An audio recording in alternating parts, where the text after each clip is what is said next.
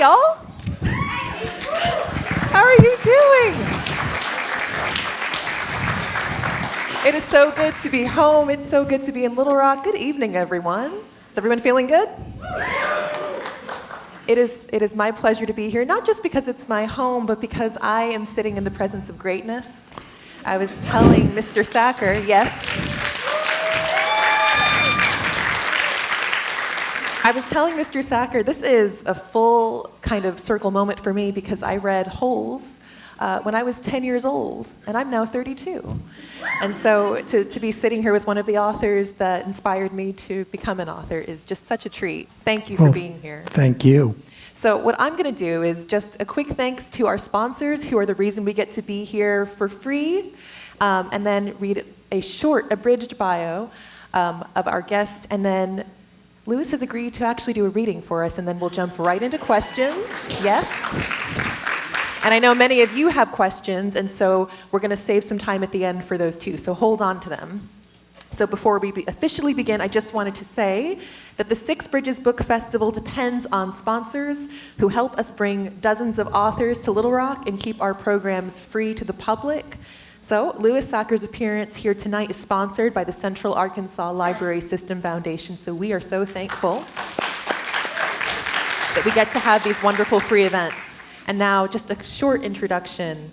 Louis Sachar is the author of the #1 New York Times bestseller, Holes, which won the Newbery Medal and the National Book Award. His other books include Small Steps, winner of the Schneider Family Book Award, The Card Turner, a Publisher's Weekly Best Book, Dogs Don't Tell Jokes, The Boy Who Lost His Face, and There's a Boy in the Girls' Bathroom, which won more than 24 Children's Choice Awards voted on exclusively by children. 24. Yes. I'm not done, though. For young readers, he has written the Marvin Red Post series and the Wayside School books.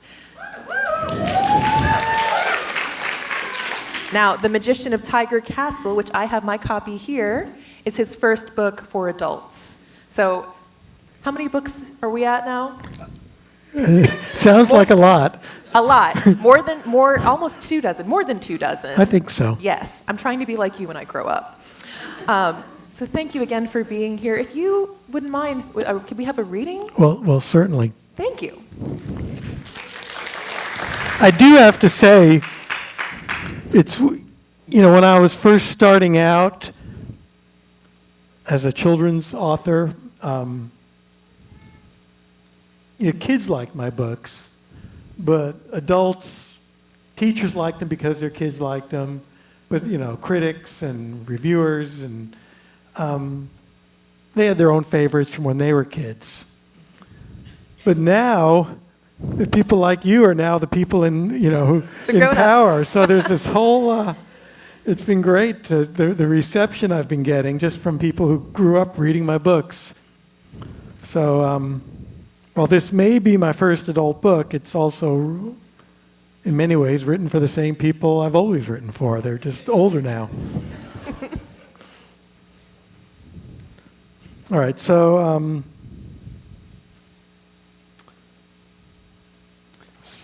the book is, I'm going to not start at the beginning, so I'll kind of give a just brief thing telling us where we are.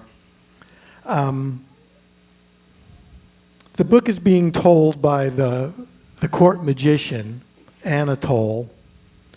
It takes place during the Renaissance in the fictional kingdom of Esquavita. And Princess Tullia is supposed to marry the Prince of Oxatania in a month, which she has been preparing for her whole life. She's now 16, but this has been in the works since she was 3. But now, a month before the wedding, she's fallen in love with Pedo, an apprentice scribe. And Pedo's been thrown into the dungeon, and Princess Tullia is saying she doesn't want to go through with the wedding, and it now falls upon Anatole, the magician, to try to save it all. Princess Tullia had been born defective.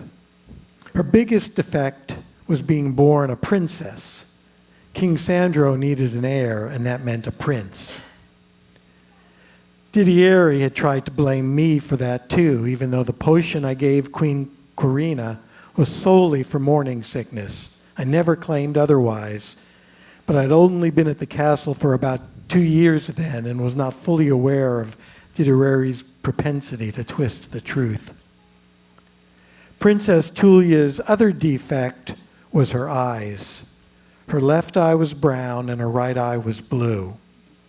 When she was young, she liked to visit me in my workshop and play with the mice I used for my experiments.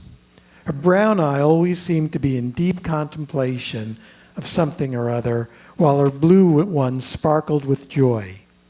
She always charmed me. But this was during the Renaissance, and there were well-understood standards of art and beauty. Perspective and symmetry were essential. Tullia was asymmetrical.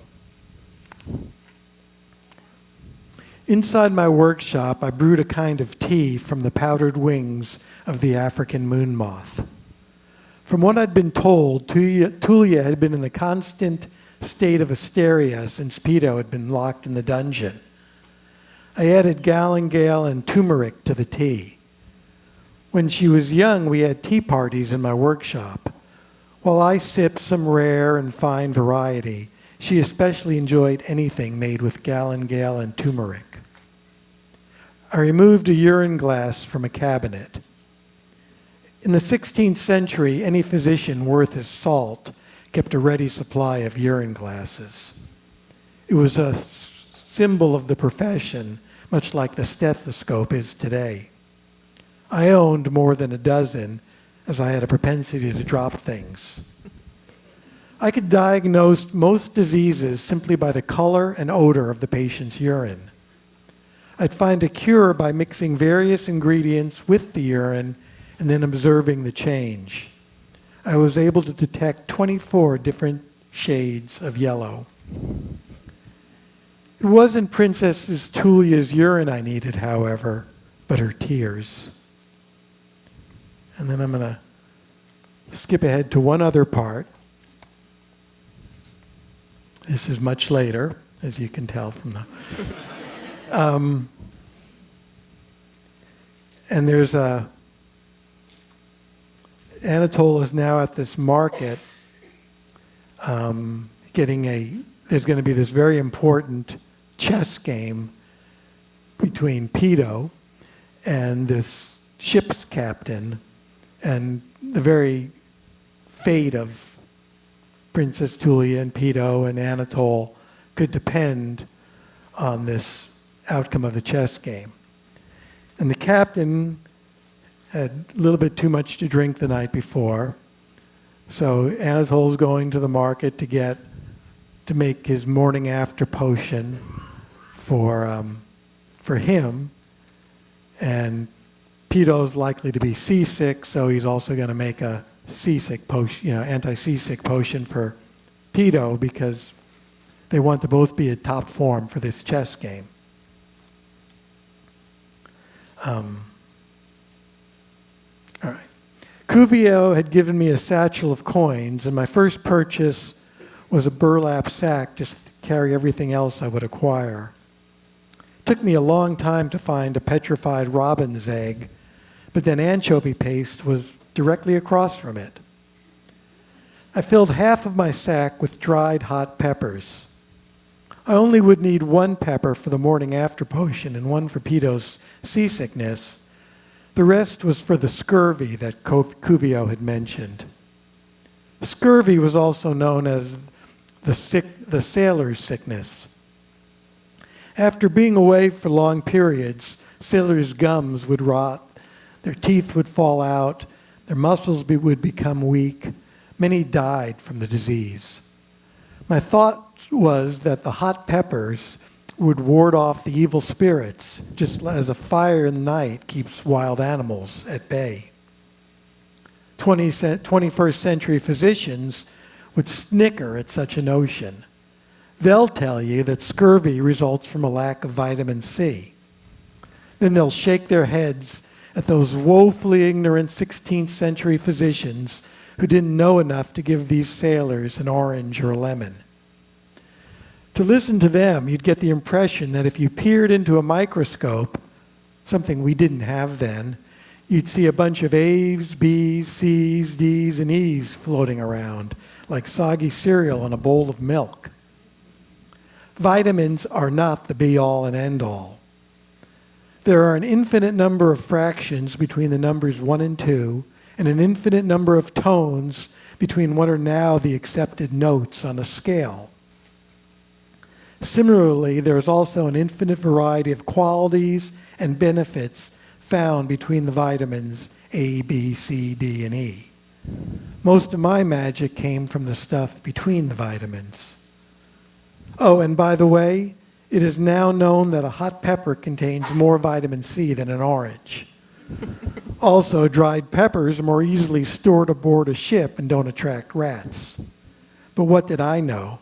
I was just a woefully ignorant 16th century physician.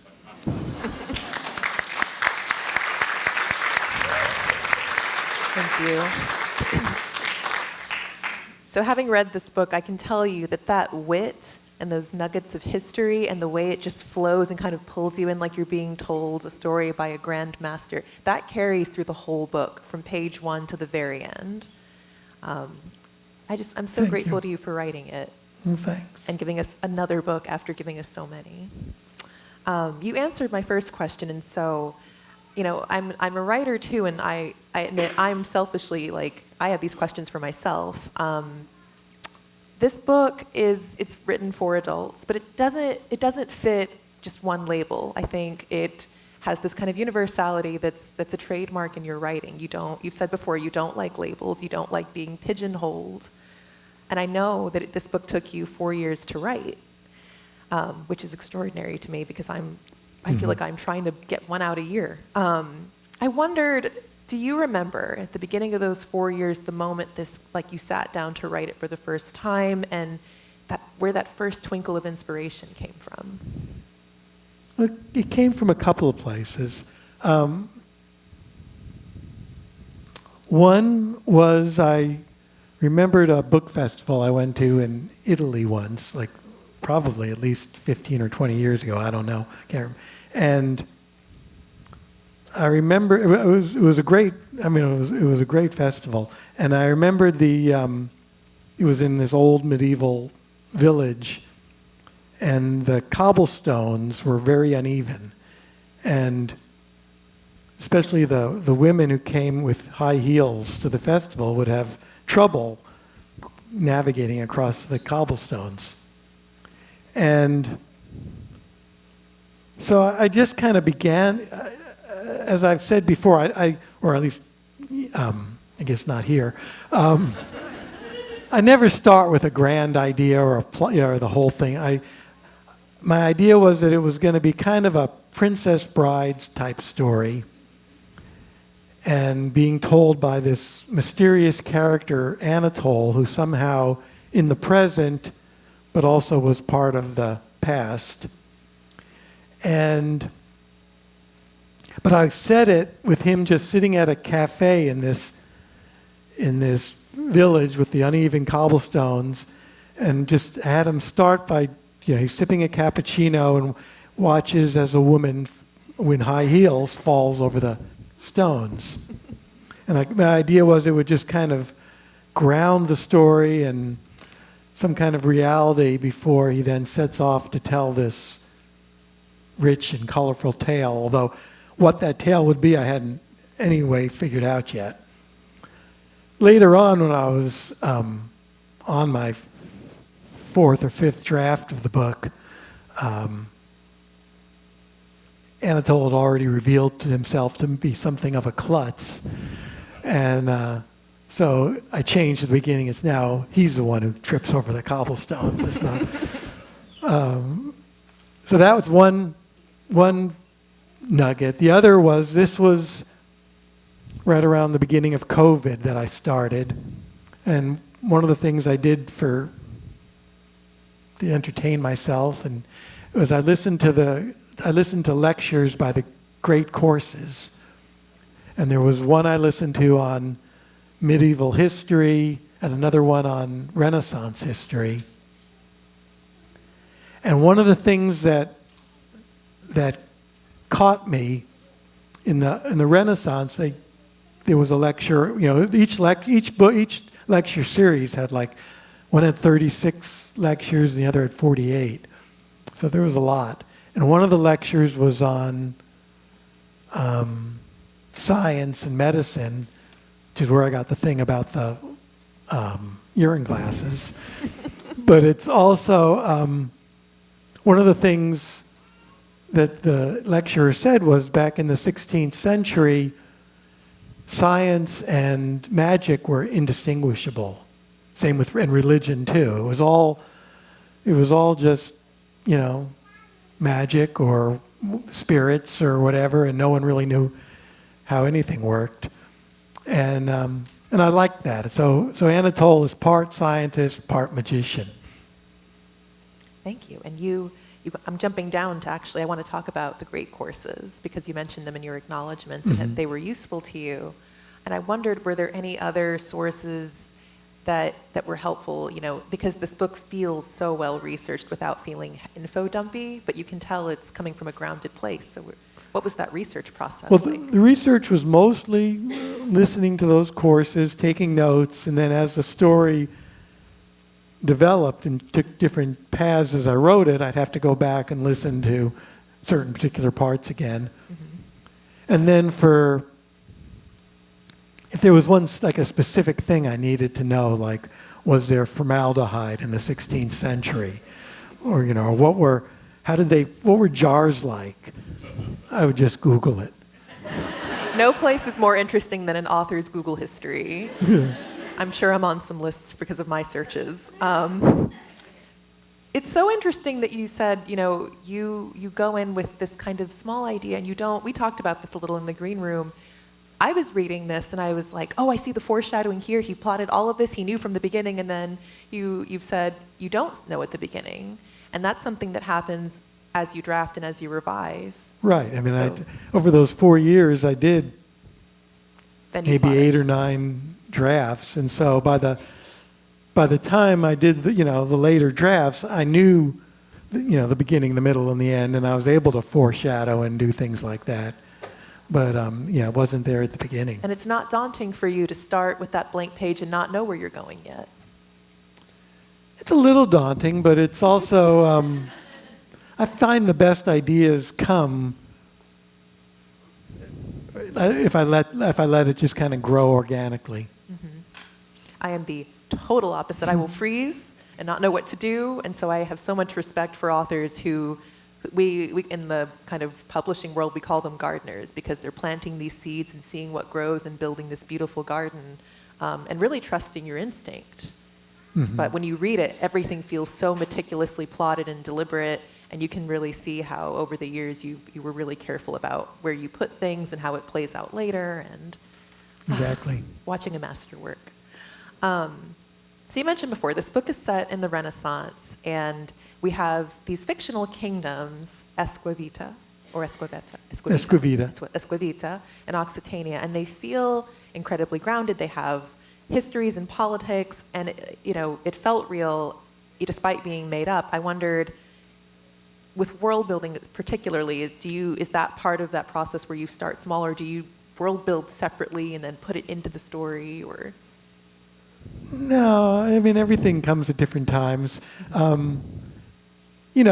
was trying to be somewhat historically accurate, but I also recognize that I'm probably making lots of mistakes, that historians would say, well, that wasn't there then, or they wouldn't have done that.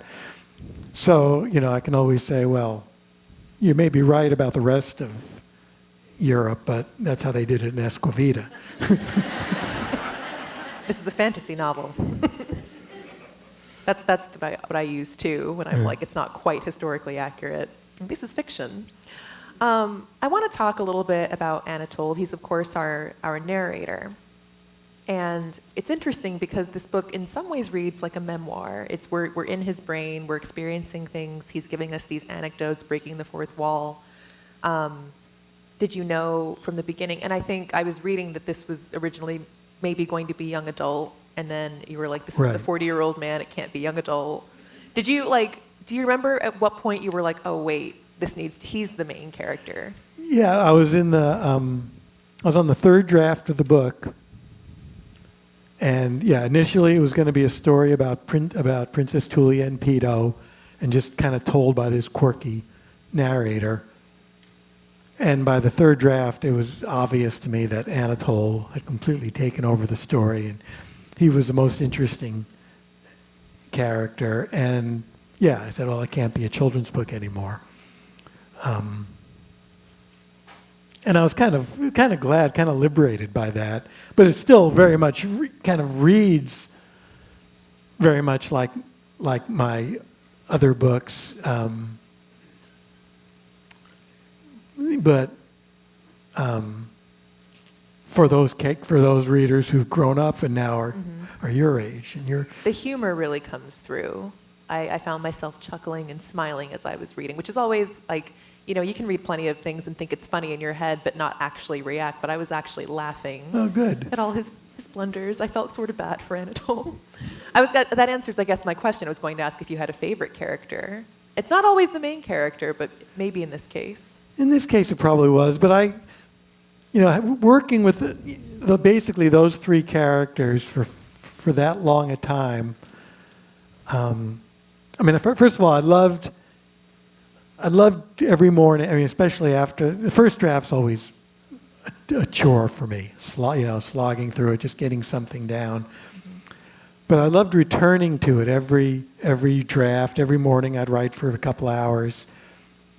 And Anatole's sees himself as a connoisseur of great teas, and I'd always have a pot of tea and drink my tea and write. And I'm trying to think what I was going with this. Oh, it was just a pleasure to return to that world every morning and be with those three characters who became like family to me, and be in that world before. Not only before computers and all that, before even mass production, where every little item was specially crafted, and nobody knew how the world really worked. They didn't know about molecules and atoms and space and how the digestive system worked or whatever. So everybody's just trying to figure the things out by getting along by their wits, and I liked that. I think people seemed a lot more human to me then, and so. There's something very honest about the past in a way. Yeah. Very, very almost refreshingly simple. Yeah, obviously it was a lot harder lives, and I'm not regretting that we live now, but it's also nice to think about a time when you can just figure things out by using your own intelligence and more imagination. Yeah. Going kind of back to, you have this, what was initially a young adult novel. You realize it's an adult novel. Did you at all feel like once you were like, okay, this is definitely going to be an adult novel, did you at all feel not necessarily freer, but like I can delve into certain things that might have been a bit too much for a younger readership, or no? Maybe a little bit. Yeah, I always say, I write for myself first, but if I'm writing for myself, I'm also keeping in mind the readership. And so it's stuff I like, but that I know that I think that a 10-year-old will like as well. But I don't write down to a 10-year-old. I write what I like, but. Oh my gosh! Sorry. It's probably my grandma, y'all, just calling to say goodnight. Apologies. She does not know I'm here. So I guess in some ways I am limiting myself when I write for young adults, And so I kind of shed some of those inhibitions, I guess. But it's not, when my daughter read it, who's 38, she said, it's not really an adult novel. All my friends want, like books that have sex in them. And so, if you're expecting that, I'm sorry. Fifth Wing. Fifth Wing by Louis Sachar. We can dream. I think something that people don't realize, like I deal with this. I've written books for children. I have a book for adults coming out, but people have this really wild misconception that books for younger readers are easier. And I actually think the younger you go, the harder it is, because keeping a child's attention span when they could be doing all these different things is challenging. I think being relatable without, like you said, talking down, because children, young readers can sense that. Right. It's a gift. My friends who can write middle grade, I know I could never write middle grade because I just don't think I have the voice for it. But for you to be able to have that voice and then jump to, we've done young adult and jump to adult, and have that voice that's very genuine, that's obviously really funny, that is really grounded, but still not condescending, is so impressive. Well, thank you. Yeah, I don't know if I can, when I started writing, I was 22 years old, or 23, and I'm a lot older now. And so I was close to I wasn't that far removed from being a kid myself. I'm not sure I could write, for kids nowadays. I mean, I'm kind of glad when I think of it, well, no, I'm just writing for the same group that grew up reading my books. Yeah. Me. It's still me. Yeah. Oh gosh, okay. So you answered what I wanted to ask, kind of about the science and the magic, because you've talked about how in the Renaissance, and religion as well, everything blended together. And you mentioned the urine jars. I wasn't going to mention them, but you brought them up, so now we get to talk about them. I wondered if you had some of this science kind of already, like, as people with interest, we have this background knowledge about niche things. Did you have some of this knowledge? Was that something else you had to research? There's not really a whole lot of actual, I'm trying to think I guess scurvy I kind of researched a little bit. The medical history, like what kind of was popular? Yeah, well, that was in those lectures, the thing about the urine glasses. It's almost interdisciplinary. Yeah, I don't remember. What was the question again? I was wondering how much of it, like you talked with your research, how much of it you're like, I need to research about like what science looked like in the Renaissance, or did you just have any of it in the back of your head? No, I whatever I got from those lectures, and then just made other things up. Yeah, when in doubt. Because that's how they did it in Esquavita. Yeah. It's an Esquavitan historian has no fault with your work. So one of the things I like to do is I think about books kind of like food, in that some books kind of feel like junk food, where I'm like, it tastes really good, and it's probably not good for me, but it tastes good, so I'm going to eat it. And then some are like really rich, and I have to have them in bites. For me, I thought about it this morning even. This book felt like hot chocolate. It was sweet. It was the kind of thing I enjoyed. Like, I enjoyed hot chocolate as a kid. I still enjoy it as an adult. It was smooth. It warmed me inside. It was just a delight to read. But I know, because I've been on the other side of it, that reading a good book is not the same thing as writing a good book, and it is quite hard, no matter how many times you've done it. And this took you 4 years. I need to emphasize 4 years. Yeah.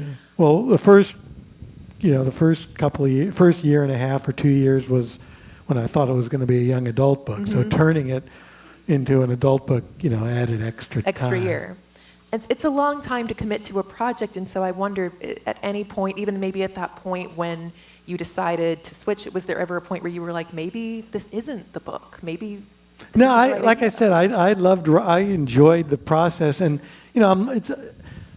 it would be different if I was 32 years old, and then back then I used to try to churn out a book, every year, every 2 years. But now this I was just kind of doing for my own enjoyment, and hope whatever it ended up turning into, that's it'll find its audience or not. But it was I don't have the same pressures on me as you have on you. I experienced doubt like every 2 weeks. Like, did I pick the right job? So it's inspiring. Well, I experienced lots of doubt. I mean, I was at a dinner once with Judy Blume. No big deal. and I was having a new book coming out, and I was saying, do you experience, do you just wonder if the new book's just going to be horrible? And she says, every single time. Yeah. It never goes away, but I think I'm able to get over the fear because I'm working on these books. I'm not spending as much time with them, so I think about if I was with a book for that long, I would be like, it's going to be great, it's not going to be great, it's going to be great, and I would just fluctuate. And so you said it, 3 years, but that extra year came from when you switched to where you realized it was going to be adult. Yeah. And it's, I mean, even when I'm writing, there are parts of it I think, wow, I love this part, this is great, but then you still have your doubts, Mm-hmm. When you were talking about age a second ago, I wanted to ask about this. And you probably have heard this over the years. You'll have people say, I've always wanted to write a book, but they have some reason their ideas aren't coming together, or they feel like they're too old, or they missed the boat. And I know a lot of times when we're asked about advice for aspiring writers, it's for young aspiring writers. But for someone who isn't like 18, or just really young, I guess, what advice would you give to someone who has always wanted to write a book but just doesn't feel like they can? Well, and this is just, every writer is different, so I can't, I can't say, well, this is how I do it, so it's the only way. But writers always come, people come up to me and say, oh, I've got this great idea for a book, I just need someone to write it. Yep. And writing it is 99% of it. We'll split it 50-50 profit. Yeah. It's the ideas. The idea, it's good to, you'll need to have good ideas, but I think those come as you write. It mainly takes a lot of perseverance and patience, and just let it, there's a part in this book where Anatole goes to this monastery, and the abbot's philosophy is, they all they do is, work, go to services, pray, work, pray, eat, work, pray, work. And let me see if I can find it. It's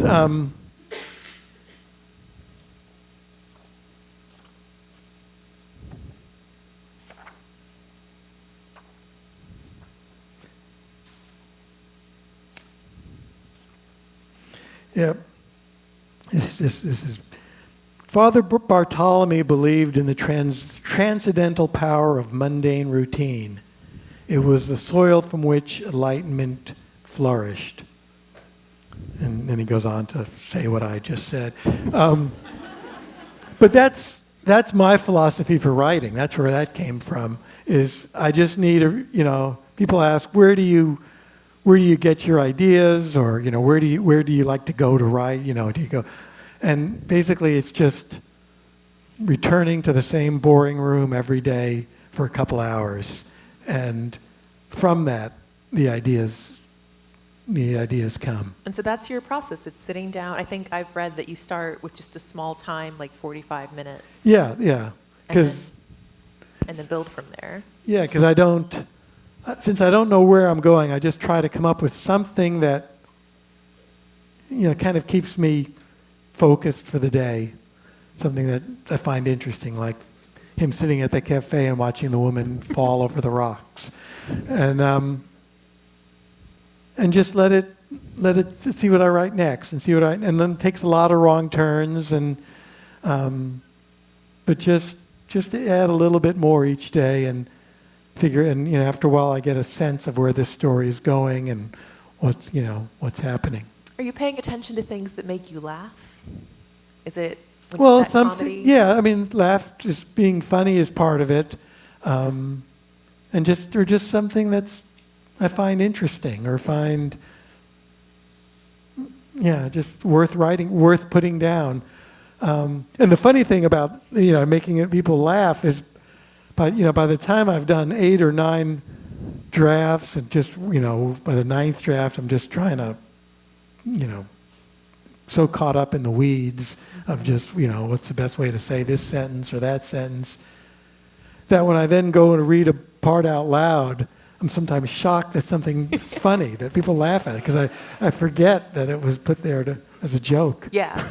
I find that true with scary things, too. Like, it's not scary to you because you've spent so much time with it, but then someone else is like, that was terrifying, and you're like, it was? Yeah. Because you're just so familiar with the text at that point. And you, as an author, you read your stories over. I mean, how many drafts did you say you did? I think it was 9. 9 drafts, but then you're still reading over things, and so, I mean, it's countless times. Right. So you know the book like the back. That's why you were able to just open up to that page and find that section. Yeah. Because you're like, it's here. I want to ask, I do want to save time for audience questions, but some fun ones, too. After I finished this, I wondered if you'd ever been to a Renaissance fair. I See the gasps?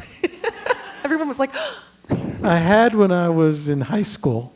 Would you go back to another? Or would the historical inaccuracies bother you? I don't know that I would go. You're like, I'd be pointing out, this isn't right. There are no urine jars. If you couldn't be a writer and you lived in the Renaissance, so you're dropped in the Renaissance, you're not allowed to be a writer because this is a period of arts, so you would flourish there, but you're not allowed to be a writer. What job would you want and not want? I couldn't be a scribe. Nope, not allowed to write. You don't know how to write in this world. No bards either. I think I would just want to work the land. Fair enough. And stay away from all plagues. Yeah. Kind of related, what's your favorite, I mean, you touched on this, but what's your favorite thing about the Renaissance, if you can narrow it down? It's what I touched on, of just how mysterious the world still was, and people just were trying to figure things out. The mystery of it. Yeah. Yeah. I said it before, but I do think in a world where we're kind of, there's an influx of information constantly, it's nice to think of a world where there's still discovery, questioning, and then testing things out to see if you're right. I would agree with that. And then you've gotten this question, I'm sure, many, many times, but I'm going to ask, you've written over 24 books. What's next? Notice I didn't ask what book's next, just what's next. And I'll give you the same answer I've given the million times I've been answering, as I never talk about a book until I'm finished with it. Fair enough. That's the other advice I would give writers, because it takes so much energy to write a book, and so much stick-to-itiveness and determination. And if you go around talking about it, it just kind of saps that energy. It lets it out. But if you keep it all bottled up inside you, and the only way to get it out is to put it on paper, it makes you do it. You can't wait to get back to it. Yeah, I think of it sometimes like a little budding plant, where too much sun, too much water, too much attention, and it won't grow. So you have to sort of protect it. Thank you for answering all my questions, letting me compare your book to hot chocolate, discussions of urine jars and alike. I want to turn it over to the audience, because I know you all have questions. And so it's bright and I cannot see, but I think... Microphones here in the Yes, we have microphones. So please come forward with your questions. Do we have any? Oh, I see a hand. I see a few hands. Many hands. You can easily get out the alley. I'll bring it. Yeah. There's a gentleman in a blue shirt who got up immediately, and I think he's coming to the mic. No, blue shirt. Ah, chivalry. Hey, good evening. First off, I want to say I've been a big fan of your work since I was a kid. I don't remember exactly the details of how I encountered you first, but it was Wayside School, and I remember one kid had the books and everybody else wanted them. So the question that is on my mind is related to that, and I'm sure it is a burning question in everyone's mind here if they've read your Wayside School books. How do we as the audience know that you are really you and not a dead rat?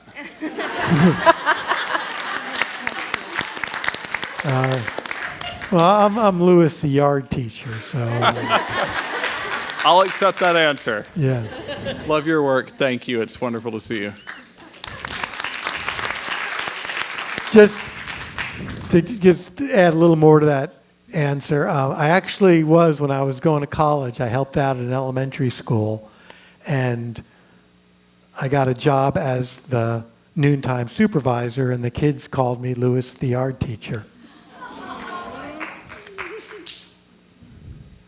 If writing falls through for you and you want to go back to that, my wife is a librarian at a local school and she can hook you up. Okay, great. Good to know.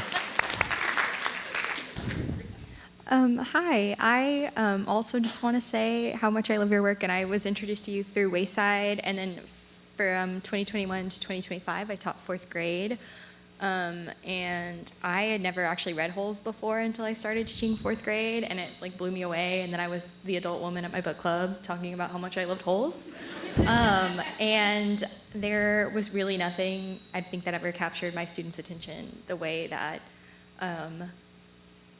reading Holes did, and there was nothing they were madder about if it got interrupted than reading Holes. And I had a student tell me they pictured me as the warden when we read it, which hurt.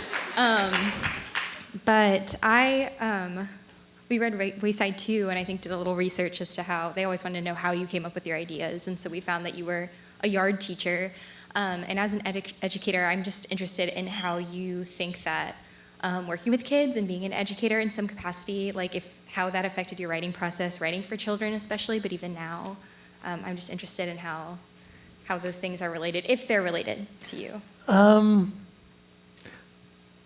think I just, I wasn't really part in education. I just helped out at this school but I loved it there. It was my favorite thing to do every day was to leave the heavy world of the university and be with these kids, and so I think I just loved the kids and just thought I'd try. I was always interested in writing, so I thought I'll try writing a book for kids, and then here I am 50 years later. Well, thank you. I appreciate your answer. I also would say that I feel like any educator or like any teacher in the building feels like if you worked lunch and recess, like that's absolutely an educator. Yeah. That's the front lines. There's maybe not a wilder time in the day. Hi. Like so many people in this room, I just want to tell you how influential, I'm going to cry, how important you are in my life, because it was through your books growing up. Like, it gave me the greatest gift of my life, which is reading. I'm really embarrassed that I'm crying. So not only am I really excited to read this latest book, but also when you were writing those books, did you have any idea that it would become what it did? No. But I try not to even think of it because I just want to, it's just me alone in my office trying to write what I like. And, if I start thinking in terms of how other people are going to react, or, especially after all the success of Holes, it's like, is this going to be as good as Holes? I mean, I just can't do that. I just can't. I just have to do it, do what I can, write the best book I can at that time, and see how, it turns out. Well, I just wanted to say thank you again. You've made my life so much better. Well, thank you. That means a lot. Thank you.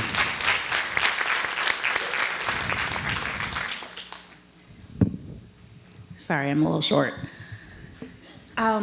First and foremost, I just want to let you know that the Arkansas Ren Fair is happening this weekend for the final weekend. The what? I couldn't hear it. The Arkansas Ren Fair is happening for the final Renaissance weekend Fair. this weekend. So if, Oh, yeah, Ren Fair Festival. So should you feel like partaking while you're here? I grew up reading your books. I know it doesn't look it because I'm 5'2", but I just turned 40, and which is terrifying. But I remember like specifically sideways stories from Wayside School, like always being one of my favorites. Like even as I grew in like different genres, it was always kind of like a feel-good thing that I would come back to. And I actually work as a nanny now, and I recommend it to all the kids I watch. I think Mauricia was probably one of my favorites. But I'm kind of curious, since obviously you're a writer, I'm guessing you're a reader too. What was one of your favorite like childhood books or authors that really kind of got you going and inspired you? Definitely it was Charlotte's Web by E.B. White. Me too. I mean, I remember crying, and a teacher read it aloud, and I remember crying in class. I just thought it was and I still think it's such a great book. So, it's funny, it's kind of wise, and touches you at the same time, even though it's about a spider and a pig. Thank you so I'm a much. vegetarian. Thank you so much for your time. Thank you. Want me to go next? Okay. Yeah. Hi, nice to meet you. I am like Ayana. I read Holes in 6th grade, and now I am a K-5 librarian, and I'm forcing it on my 5th graders every year in my book club. You actually responded to one of my messages on your website last year, and they were stoked. So, Oh, great. my question for you is, why do you think Holes still resonates with so many readers, so many kids? I think it's just, I don't know. I know why I think it's good. Like, it's a good story, and it's a, interestingly told story with the structure. Yeah, just give yourself a little pat on the back. There it is. Yeah. It's true. Well, you asked me why it's. I know. But with each of my books, I put everything I have into it, and everything just came together for that book. Really. They like to root for the underdog. Yeah. Yeah. They have requested that you write more stories about Mr. Sir. They're very interested in his past. So, I'm just gonna. I don't know if that his along. past would be appropriate. That's your second adult novel coming out soon, right? Thank you for your stories. Thanks. Hi, my name's Annika, and I'm actually a librarian here in the CALS system. I wanted to say, first of all, I'm also one of your audience as well, since I was probably about 10 years old when I first read Holes. And I led a program last summer where we made little yellow spotted beaded lizards. And we watched the movie and we read the book, and the kids had so much fun with it. And so did I, because I got to reread one of my favorite books. But I'm also in the process of becoming a writer. I just finished my master's degree, and I'm out sort of on submission right now. Good. So my question is, how did you know your audience when you found them? Well, I wrote, like I said, I write what I like, and it just kind of finds people who like the same things I do. I'm just hoping there's somebody out there who likes what I like better. We have some younger folks in line. Do you guys want to come up? I want you to make sure you get a chance to ask your questions. Is that okay?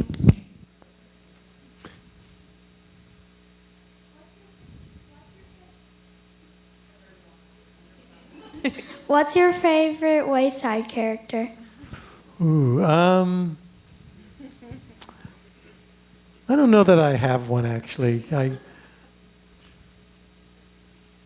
there? Where did you get the idea from Mauricio? You know, I just tried to, sitting at my desk, just trying to come up with something.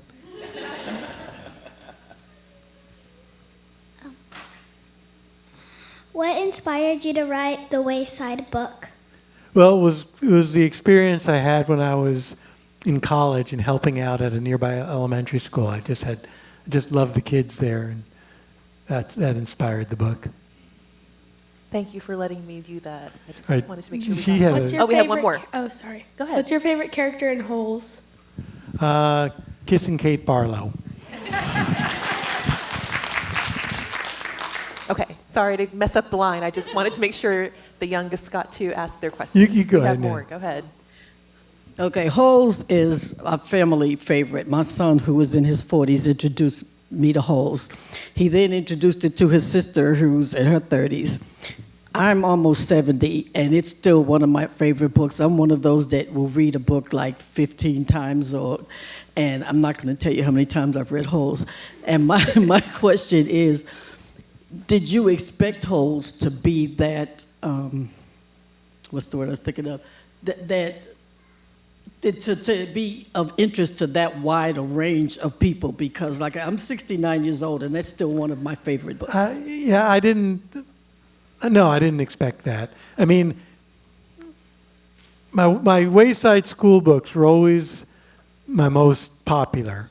And I'd write another book, and like especially a book called There's a Boy in the Girl's Bathroom that got lots of attention for a while. But then it kind of faded, and people went back to, when are you going to write another Wayside book? And so when Holes started getting all this acclaim, I just figured, well, this will just be, last a few years, and then everybody will start asking again for another Wayside book. So it's caught me by surprise how big Holes has become. Yeah. You could let us know what happened to them as they got a little bit older.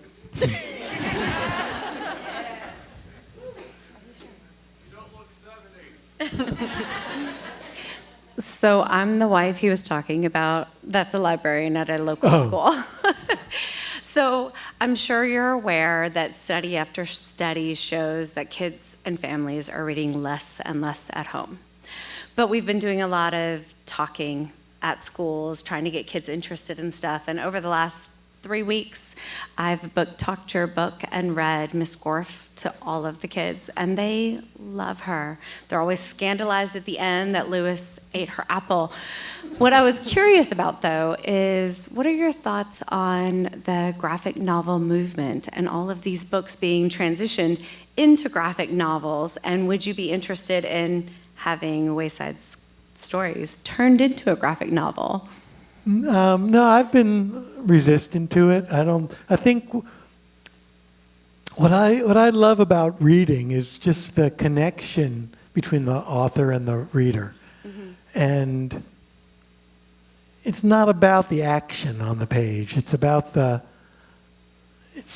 deeper than that. And I think I'm afraid that it would be lost in a graphic novel. So I've been asked my publisher asked, can we make a graphic novel out of Holes? And I said no. Well, I think that you're making a good choice. It's lovely, your stories are amazing, and the kids are always surprised that all of those words could relay such a wonderful story. So I wanted to thank you for myself and all the kids here in Little Rock. Thank you.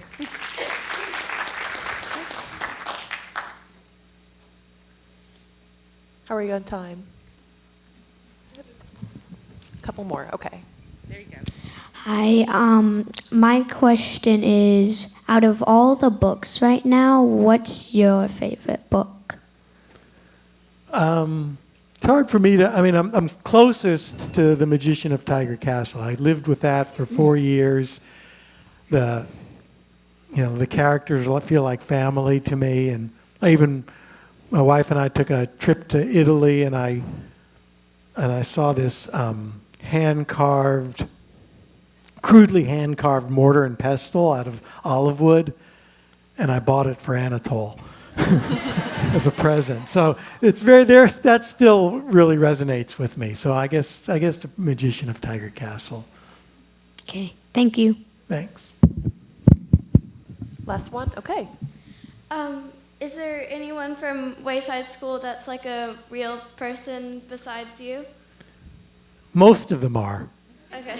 The kids in the book are all named after kids I knew at that school, or most of them are. There's a few of the characters that you wouldn't like, and I changed the names. And the real teacher was named Mrs. Jukes, which I changed to Mrs. Jules. Thank you. All right. Well, I think we are at time. Thank you so much, Liz, for coming to Little Rock. Oh, this has been spending the night wonderful. with us, and we so enjoyed having you here. Well, thank you. It's been a pleasure.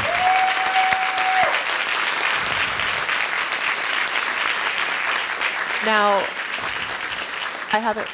Yep. Mr. Sachar will be signing books. Please don't crowd him. We don't want to scare him and prevent him from coming back to Arkansas, but he will sign books. I think we'll head that way in just a moment. Yeah, I think it'll be in the lobby. Yep, out in the lobby. Thank you, guys.